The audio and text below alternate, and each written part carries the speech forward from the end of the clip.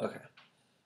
So last night when I was getting my hair cut with Hunter, he's my hairstylist, which he did a great job. We were talking about accents, or since I think accents are very hot, like Italian accents or European accents or Latin American accents or Irish accents. Irish. But I came to a conclusion that I don't have one, which is bad.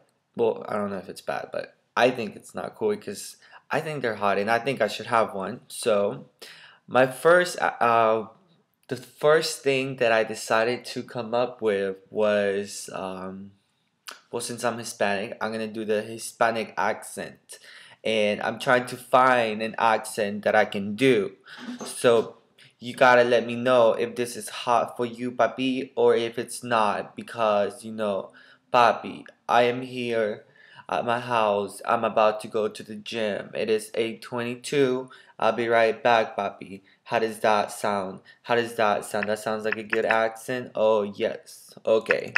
Well, okay, so officially, maybe I think I'm gonna have this accent, but I'm not sure. So if you guys could please let me know, and maybe I can get better at it. Okay, papi? Well, thank you so much. Okay, so how was that?